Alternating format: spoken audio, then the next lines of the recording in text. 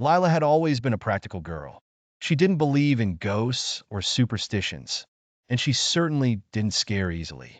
So when she first noticed something strange in her mirror, she brushed it off. It happened one evening as she was getting ready for bed. The light in her small apartment bathroom flickered briefly, causing her to look up at the mirror. There, standing just behind her, she thought she saw a figure. A shadow, really. It was tall, featureless, and seemed to blur at the edges, like smoke curling in the air. Startled, Lila spun around, but the bathroom was empty.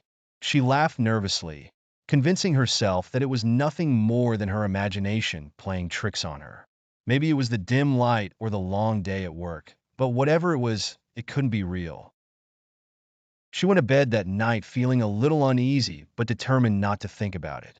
The next few days were uneventful, and Lila soon forgot about the strange incident. Life went on as usual. She woke up early for work, came home late, and spent her evenings reading or watching TV. It wasn't until the following week that the shadowy figure made its second appearance. This time Lila was brushing her teeth.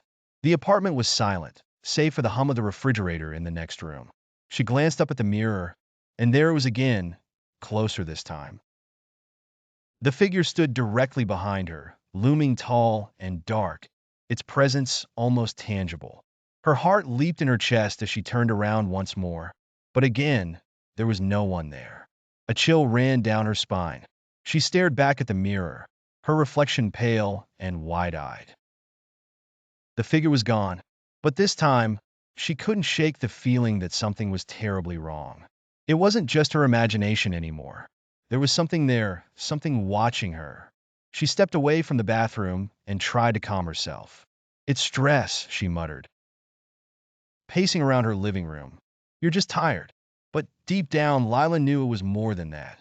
She felt it, the unsettling sensation of being watched, even when she was alone. As the days passed, the figure returned each time she looked in the mirror. It became a nightly routine. Every time she brushed her teeth, washed her face, or checked her reflection before heading out, there it was. And with each sighting, the figure grew clearer, more defined. It no longer blurred at the edges. Now it had form, it had weight, and it was getting closer. At first, Lila tried to avoid the mirror.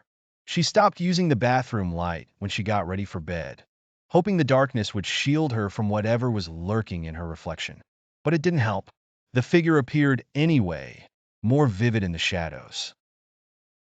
It seemed to thrive in the darkness, its form growing sharper and more menacing with each passing night.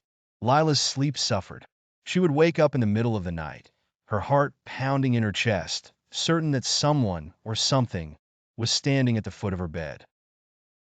She kept her bedroom door closed and locked, but the feeling of dread never left her.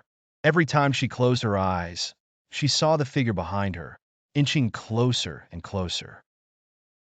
It was no longer just in the bathroom.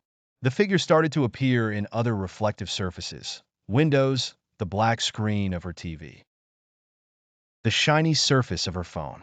It followed her wherever she went, always standing just behind her, watching. Desperate for answers, Lila did what any rational person would do. She searched online for explanations. She scoured paranormal forums, read articles on haunted mirrors and shadow people, and even reached out to a few experts on the subject. Most responses were dismissive, calling it a trick of the light or stress-induced hallucinations. But a few warned her to be careful. They spoke of malevolent spirits and entities that could attach themselves to people, feeding off their fear. Lila didn't want to believe it, but she couldn't deny that her fear was growing by the day. The figure in the mirror wasn't just a shadow anymore. It had substance, and it was no longer content to stay behind her.